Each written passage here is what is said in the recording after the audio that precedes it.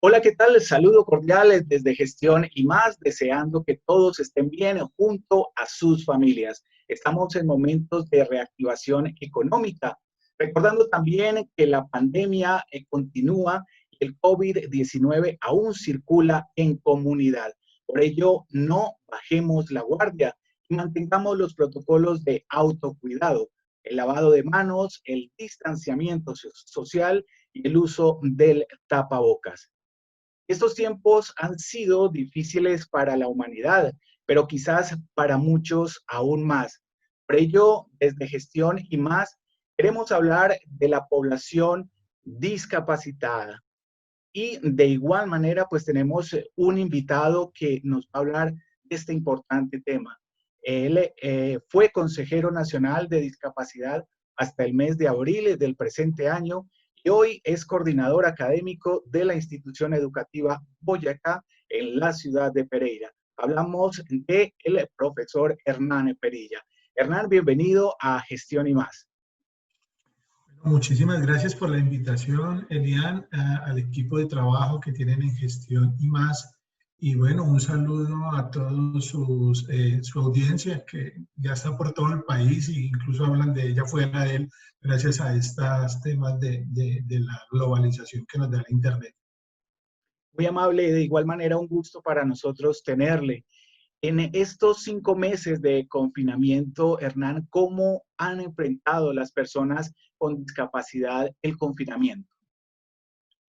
Bueno, vamos entonces a hablar un poquito acerca de este rol que me trae hoy y que nos conocemos hace muchos años a través de él, que es este liderazgo y este ejercicio que venimos haciendo en favor de las personas con discapacidad, y ahí quiero hacer esa claridad, personas con discapacidad en el país. Como lo decías, por 4 años fui consejero nacional de discapacidad, representación de la discapacidad física, y hasta terminado 19-20 de abril tuvimos la posibilidad de formalmente o legalmente ser parte del Consejo Nacional de Discapacidad y dado las condiciones de COVID, que nos vamos a poner a hablar un poquito de ella, y toda esta cuarentena que tuvimos, pues ha sido imposible poder seleccionar los nuevos representantes y por tanto pues se optó por que siguiéramos invitados a esas sesiones formales del Consejo Nacional como un invitado permanente hasta tanto no se tengan los reemplazos.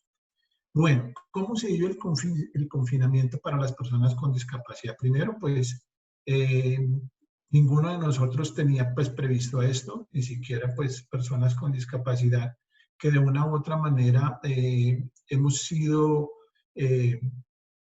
escondidos, invisibilizados por muchas otras personas, pueden ser también nuestros familiares, pero no habíamos previsto esta situación tan compleja.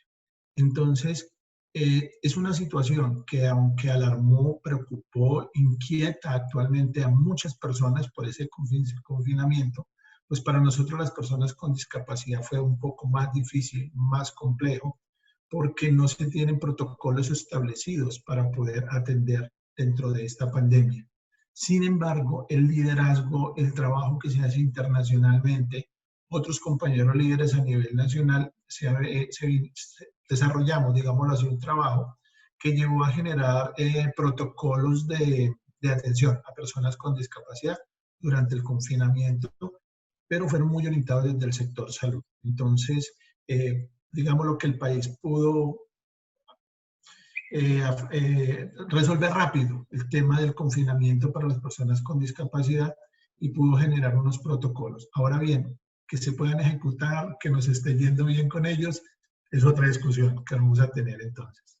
Hernán, ¿qué apoyos en particular o ayudas solidarias se han obtenido de parte de los gobiernos, tanto nacional como locales?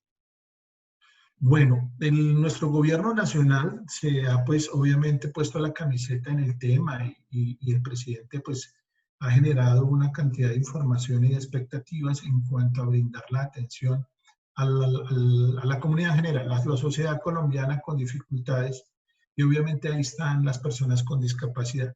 Sin embargo, nosotros como población, ¿cierto?, nos hemos quejado frente a ello. porque las personas con discapacidad, digamos lo que estamos en el grupo de población vulnerable, y dentro del grupo de población vulnerable estamos atrás, estamos en la cola, en la priorización, precisamente porque en la población con nosotros el nivel de pobreza es demasiado alto con relación a otros grupos vulnerables, porque se nos ve todavía con una sensación de lástima, de conmiseración, de que tienen que ayudársele. Entonces, todos estos factores han generado que vayamos quedando rezagados en muchas situaciones. Y hubo molestia en la colectividad porque en algún momento el Ministerio del Interior estableció recursos y políticas de atención a población vulnerable, pero no nos mencionó, o sea, no nos tuvo en cuenta y eso fue complicado. Nos pronunciamos y digamos lo que hay un representante del presidente de la República, un alto consejero, que nos ha venido dando información acerca de que los programas del gobierno nacional han tenido en cuenta personas con discapacidad, familias en acción, jóvenes en acción, en los programas de adulto mayor. Entonces, él nos ha mencionado que ha podido atender a muchas personas con discapacidad en los momentos de crisis que fueron hacia marzo, abril, que fue más complejo. Bueno, y por la parte del territorio, lo que tiene que ver aquí ya más exactamente en la región como tal, digamos lo que el gobernador implementó algunas acciones, más que todo enfocadas hacia la alimentación, hacia el mercado, a favorecer a algunas personas con discapacidad, pues porque de una u otra manera el gobernador es sensible al tema. Y también sabemos que el municipio de Pereira, del municipio de Dos Quebradas, también hicieron acciones muy similares en la medida en que tenían recursos para ello. Y tengo entendido que a muchos de las personas con discapacidad en nuestra región, pues fueron beneficiadas con uno que otro mercado para sortear esta situación de confinamiento. Hernán, para poner en contexto a nuestros internautas, ¿la discapacidad se puede clasificar en varias áreas?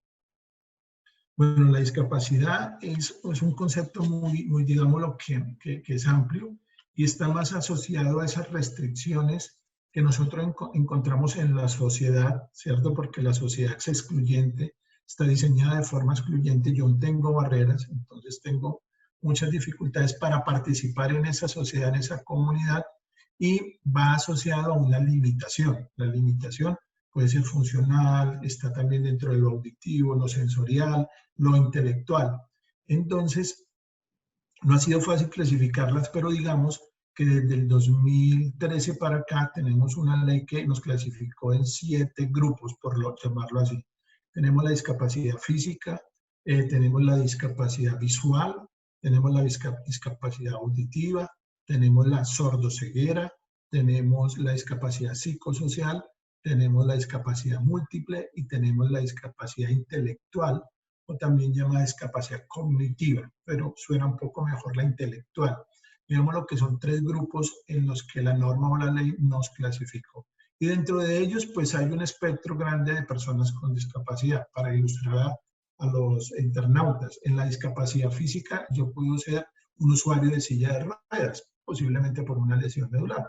Pero en la discapacidad física también tenemos las personas de talla baja, ¿cierto? En la discapacidad física tenemos las personas de talla ancha, las personas de talla alta, están las personas amputadas que usan prótesis, bueno, con distrofia muscular, con movilidad un poco reducida. Entonces, dentro de cada una vamos a encontrar una subclasificación que hace que va a ser muy complejo poderlas diferenciar a todas.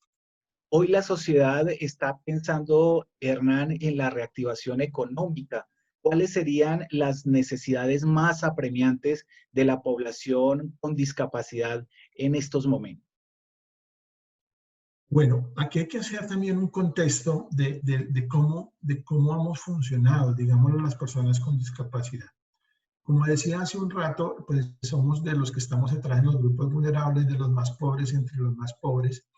Y digamos lo que un porcentaje pequeño pero significativo, hemos tenido la posibilidad de acceder a los estudios y a tener unos trabajos formales, y ahí digamos los que estoy yo y conmigo hay un 0.5% de la población con discapacidad que tiene esas posibilidades. Luego viene un grupo, digamos lo que un grupo amplio de personas con discapacidad que sin acceder a mucho estudio, digámoslo, pudo vincularse laboralmente y trabaja en algún lugar con alguna generación de ingresos. Este puede ser un porcentaje alrededor del 14%. ¿Listo? Y tenemos un grupo muy grande de personas con discapacidad que, digámoslo, no tiene acceso al empleo, al trabajo, a la generación de ingresos. Entonces, ese 80 y casi 5% de la población, digámoslo, y que esté en edad productiva, pues miremos cómo se la ganan. ¿Y cómo lo hacen ellos? Pues hay varias formas. Una de ellas es en el día a día. Por eso usted va a encontrar personas con discapacidad que venden dulces, quizás venden lotería, quizás ponen un puesto en algún lado, venden revistas, comercializan. Y esos son los que yo llamo las personas con discapacidad que se la ganan en el día a día. ¿Qué pasa en el confinamiento? Pues nos guardaron, ¿cierto? Nos dijeron nos quedamos en la casa, pero era un grupo gigante de personas con discapacidad que generaban un ingreso diario. Al no poder salir, empezaron a generar muchas dificultades y problemas. Digámoslo que bienaventurado y bendecido el grupo poblacional donde yo estoy porque puedo teletrabajar y puedo recibir mis ingresos, pero ellos no tenían estas posibilidades. ¿Qué demandamos nosotros? Las personas con discapacidad, cuando se abre la economía y la posibilidad de salir, pues indudablemente estábamos afanadas de llegar a las calles para poder seguir vendiendo el tinto, vendiendo los buñuelos, seguir vendiendo en nuestra chaza nuestros dulces, ¿cierto? Seguir haciendo ese comercio del día a día que nos permitiera sobrevivir. Pero las condiciones para que eso se dé, pues más que nadie, pues tú como periodista y nosotros que pues, estamos informados sabemos lo difícil que es con los protocolos de bioseguridad. Entonces, ¿qué demandamos? Que el Estado, el gobierno de turno, nunca estuvo preparado para atender esta situación. El gobierno de turno no tenía programas serios de empleabilidad para personas con discapacidad. Que el gobierno de turno no tiene un programa fortalecido y con indicadores constantes de personas con discapacidad, con emprendimientos o accediendo a empleo.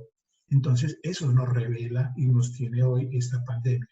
Entonces, ¿qué pasó? Pues volvemos a la misma situación, a ganársela como podamos, estamos allá afuera, expuestos a seguir contrayendo el COVID, indudablemente. Y entonces estamos en este tipo de situaciones. Hernán, ¿las empresas pueden acceder a beneficios tributarios si contratan personas con discapacidad?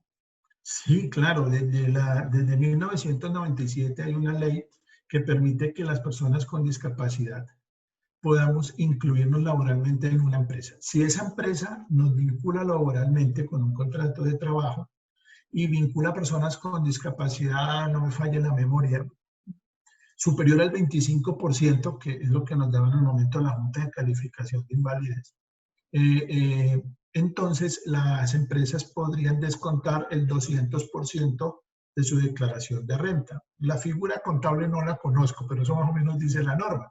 Entonces había un incentivo económico para que vincularan personas con discapacidad con un contrato laboral.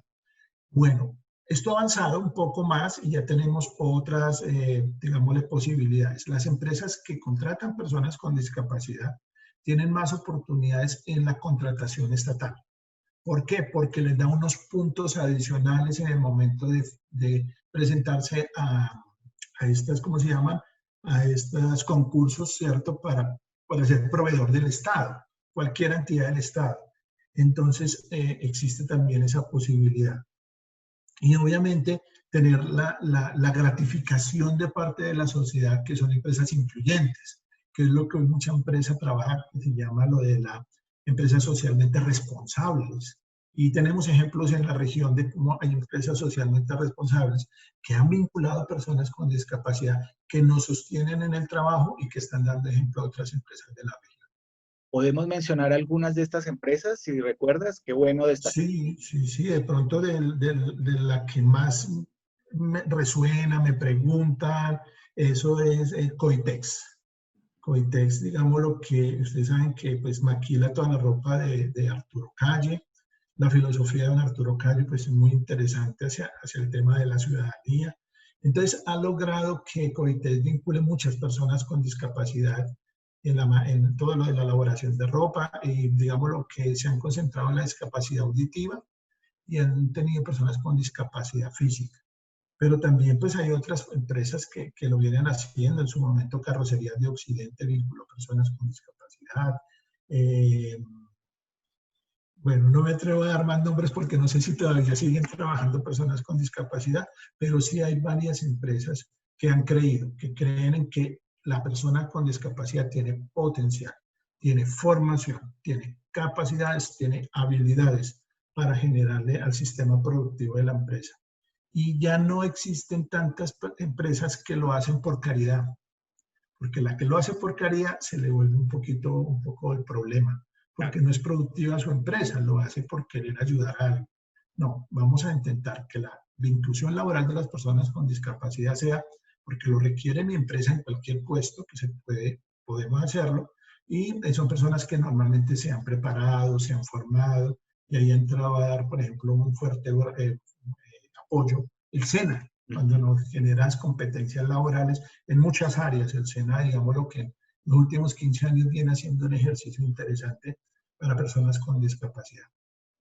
Hernán, la virtualidad se ha convertido en parte fundamental en estos tiempos de pandemia. El acceso a las herramientas tecnológicas por parte de la población en condición de discapacidad, ¿hoy cómo está?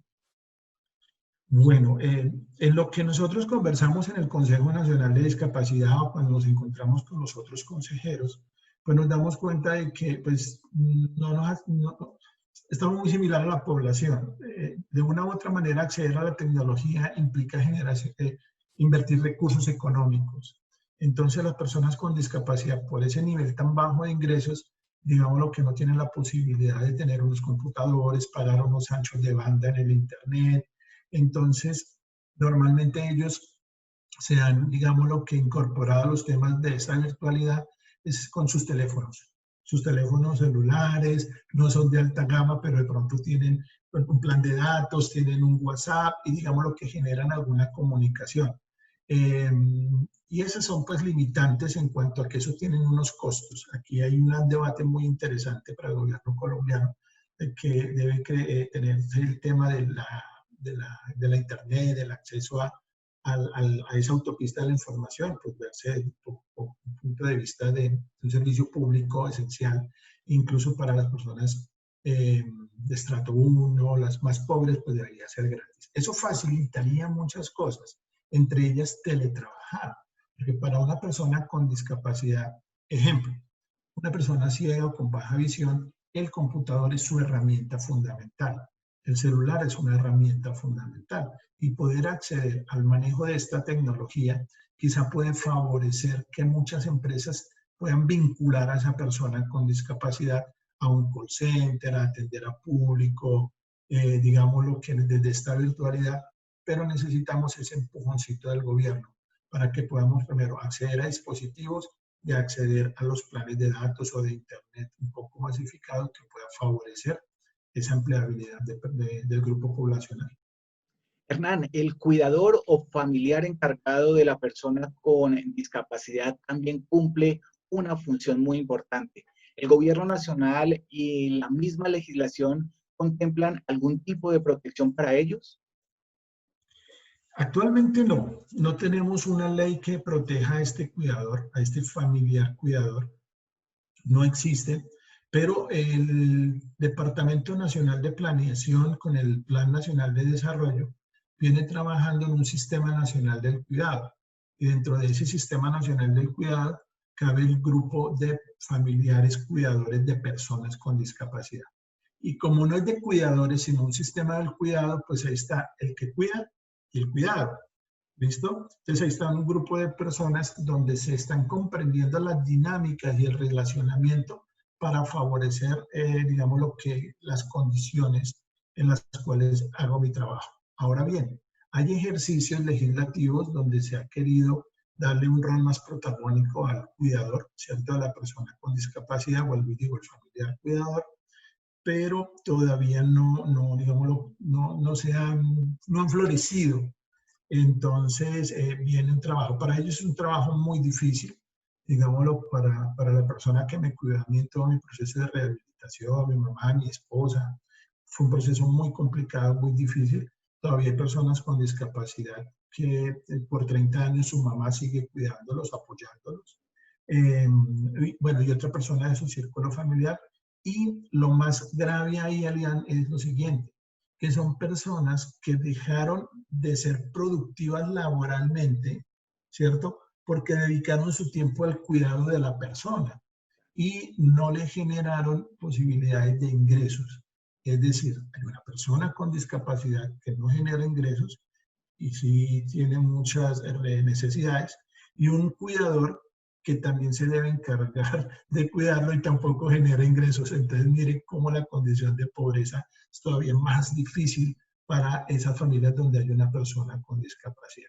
Pero seguimos adelante. Hay iniciativas para el tema del cuidador, pero consideramos que hay que avanzar también en la vida independiente de las personas con discapacidad, en los aspectos de educación, los aspectos de empleo, de generación de ingresos, de emprendimientos. Y ahí es donde nos tiene que dar un poco la mano el sector productivo, del que hablábamos ahora, ¿sí?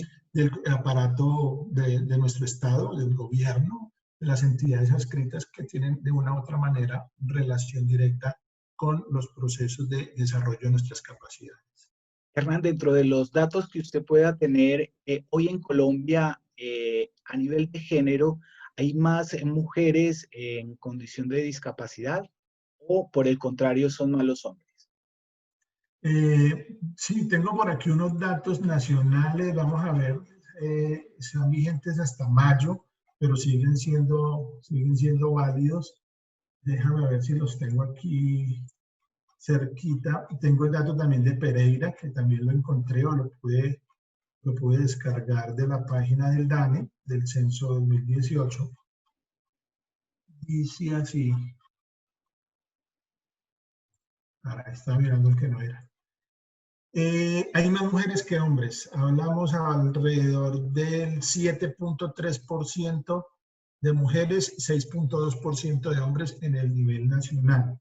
Sí, hay más mujeres que hombres en este momento. Y en Pereira me encontré, por ejemplo, este dato, que es bueno porque usted tiene mucha audiencia en Pereira, ¿cierto? Tenemos 13.769 mujeres, 10.499 hombres. Bueno, la cifra como tal ya varió, ¿no? Claro. Pero la proporción es muy similar. En total tenemos más o menos 24.200, casi 300 personas con discapacidad, y pesan más las mujeres que los hombres. O sea, estamos en la misma línea nacional. Hernán, frente a los retos que tiene la población con discapacidad ya en esta nueva realidad de aislamiento selectivo, ¿qué vendría para la población y los compromisos de los gobiernos para este importante renglón de la población colombiana?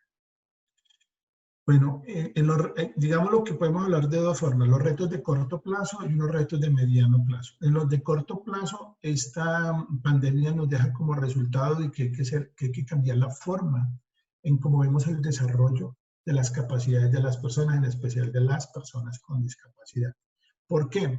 Porque el Estado va a ser insuficiente para seguirnos dando un auxilio económico, que puede ser ínfimo, no alcanza, pero cuando usted suma eso es bastante.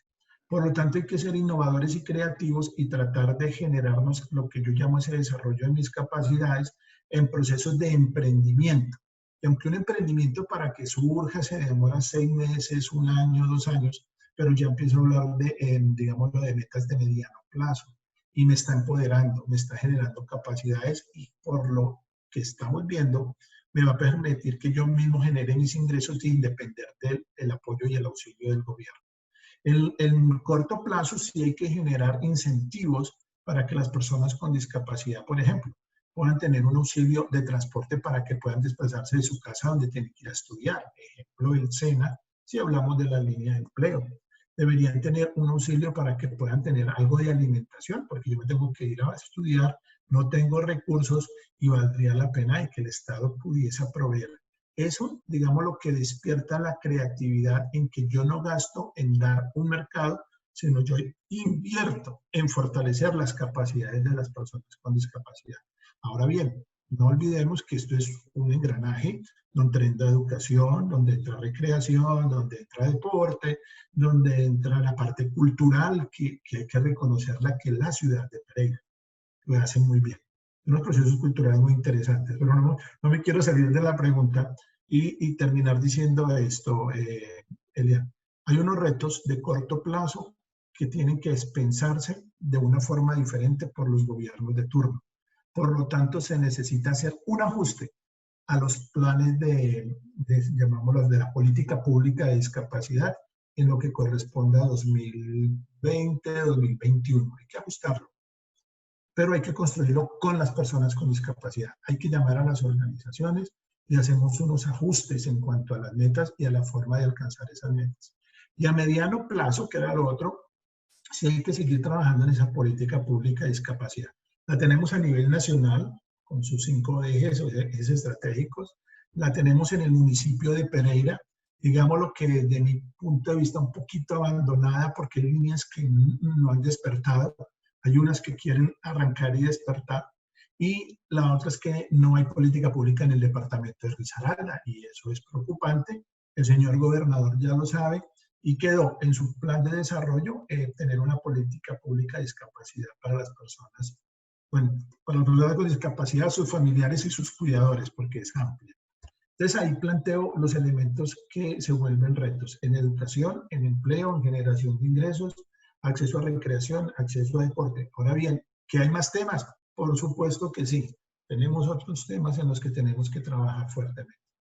Y es importante que todos seamos partícipes y sigamos avanzando. Y en este caso, el sector privado, los empresarios cumplen y cumplirían un excelente propósito dirigido a la población en condición de discapacidad. Brevemente, ya se nos agota nuestro tiempo. ¿Qué puede Hernán contarnos acerca de su experiencia como consejero nacional de discapacidad hasta abril que tuvo usted esa representación? Bueno, ahí hay muchas cosas para contar, pero déjeme referirme a algo que requerimos ahora y está dentro de la pregunta anterior.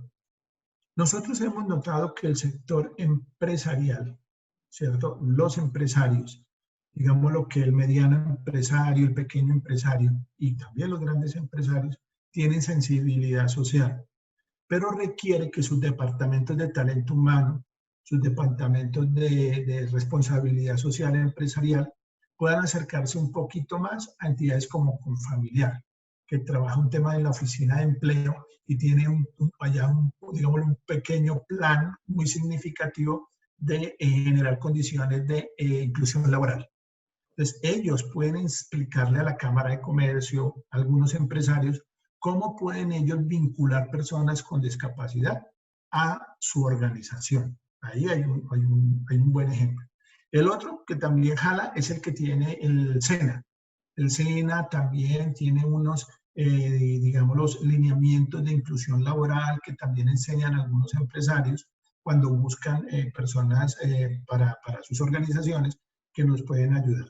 Entonces, es ahí donde nosotros tenemos que recurrir al sector productivo, a estos empresarios, como lo hizo el señor Arturo Calle, como lo han hecho en FIDLI, como lo han hecho en otras organizaciones, donde sí pueden darnos la mano. Y la verdad, como dice el eslogan, entre todos vamos a ser capaces de salir adelante, pero requiere cambiar la óptica, requerimos cambiar muchas cosas, entre ellos fortalecer el sentido de solidaridad. Tenemos que apoyarnos entre nosotros mismos. Otra, compremos al pereirano, compremos a la región, ¿cierto? Porque es que nosotros las personas con discapacidad en última somos artesanos, nosotros hacemos productos. Nosotros estamos en la maquila de la elaboración, entonces requerimos que eso se fortalezca. Entonces, eso es de los elementos que nosotros consideramos que deben llegar a la sociedad. Vinculen a una persona con discapacidad, obviamente con, digamos, pues, con capacidades, con habilidades, y verá cómo mejora su productividad, porque vemos la vida desde otro punto de vista, porque vemos las cosas desde otro punto de vista, y somos generadores de buenos hábitos en ese tema empresarial. En los temas de educación, Elian, dame un minuto contarles el país avanzado en los procesos de educación inclusiva. Desde hace 3 años venimos con una nueva un nuevo decreto fundamentado en una ley también nueva de atender la educación inclusiva, y el municipio y el departamento lo ha entendido y lo viene haciendo. No podemos decir que está bien hecho o sea perfecto, pero lo vienen haciendo y están vinculando personas profesionales preparados para atender desde la educación. En el sector de cultura, le decía que un ejemplo es Pereira. Pereira oferta muchas posibilidades de cultura y de fortalecer, ojo, organizaciones de personas con discapacidad que hacen cultura y les financia proyectos culturales, y eso de pronto no lo saben muchas organizaciones. Sí, la Secretaría de Cultura hace como unos 7, 6 años lo viene haciendo, lo hace bien y fortalece en los temas de cultura. En recreación hemos, digamos, lo que venimos haciendo unos pinos hace muchos años, pero necesitamos que se nos dé otro impulso, generalmente con recursos. Y en el tema de deporte, también, digamos lo que nosotros tenemos un tema de la liga, de los clubes deportivos, y tenemos personas con discapacidad de ciclos, ¿cierto? Digamos lo de juegos nacionales, y hay que seguirles apoyando. Entonces, hay muchos aspectos en la vida de nosotros que, digamos, lo que queremos seguir desarrollando y que necesitamos ser más creativos con nuevas ideas para seguir avanzando en estos temas. Y obviamente queda el más difícil de todos, que es el reto gigante que tienen las administraciones, que nos inviten a las personas con discapacidad, a las organizaciones, a construir junto a ustedes el tema del desarrollo de la ciudad. Entonces, eso es premisa de nosotros las personas con discapacidad. Tenemos un eslogan que usamos en todo el mundo, Adrián. Está en la Convención de Derechos de las Personas con Discapacidad. El eslogan dice, nada acerca de nosotros sin nosotros, ¿cierto? No se le va a ocurrir a usted hacer un programa en el escritorio para nosotros, porque le vamos a decir, no, usted lo construye junto a nosotros y le damos un norte y una viabilidad. Nos podríamos quedar acá toda la tarde, toda la noche, toda la mañana hablando de unos temas de discapacidad con buenos ejemplos, buenas experiencias que hay en otras ciudades, porque eso he aprendido en el Consejo. Muchas ciudades pequeñas y grandes han sido creativas y innovadoras y han hecho cosas buenas para las personas con discapacidad. Hernán, seguramente empresarios están viendo esta entrevista, organizaciones, un correo electrónico donde lo puedan contactar para quizás una inquietud, una asesoría. Claro que sí. Desde, digámoslo, en este momento trabajamos con el Instituto de Audiología en unos proyectos de inclusión laboral. Ahí hay unas empresas que pues han creído un poquito en el modelo, y ahí hacemos algunos elementos. Pues les podemos ampliar la información, pues no necesariamente debe ser con nosotros, como les decía, hay otras organizaciones que lo hacen, y bien me pueden escribir a inclusión@idea, la I de iglesia, .org.co. ¿Listo? Inclusión@idai.org.co. O me buscan en las redes sociales, Hernán Perilla, no hay problema. Entonces me encuentran en Twitter, en Instagram, en Twitter, ya lo mencioné, en el Facebook, y entonces por ahí me contactan. Y vuelvo y digo, la idea es direccionarlos, decirles si se puede, los podemos relacionar. Hay personas que me preguntan en el sector del turismo, queremos que en Santa Rosa se haga esto, allá estamos y los apoyamos. Y la intención es unir a empresarios pequeños, micro, pequeños, medianos, y los grandes también. Estamos dispuestos a apoyar. Ahí está, pues, estamos avanzando. Lo importante es que lo hagamos todos. Salgamos adelante con buenos propósitos, pensando en nuestro prójimo. Queremos invitarles para que nos sigan a través de las redes sociales como Gestión y Más, y nos escriban acerca de la historia o historias que quieren que se destaquen en la región y en el ámbito nacional. Al profesor Hernán Perilla, también pues agradecerle el hecho de que nos permita estar en su casa a través de la virtualidad para hablar de un tema sumamente importante, de la inclusión social y de la población con discapacidad. Hernán, muy amable. Elian, muchas gracias por la invitación. Usted ha contribuido en hacer un poco más visible, o tal vez mucho, al colectivo de personas con discapacidad. Entonces, muy agradecido en nombre de ellos, seguir trabajando. Posiblemente a futuro nos vamos a encontrar y vamos a tener otras personas para que puedan contar sus historias de vida, sus historias de de cómo han avanzado en los obstáculos que la sociedad nos pone y nosotros nos volvemos expertos en saltarlos y salir adelante. Muchas gracias por permitirme estar en este espacio y un saludo a toda la comunidad de gestión y más. Siempre, Hernán, a sus órdenes. Y de igual manera a ustedes, decirles, por favor, no bajemos la guardia y sigamos avanzando hacia la reactivación económica. Esperen más entrevistas, más contenidos, porque en Gestión y Más siempre destacamos lo mejor.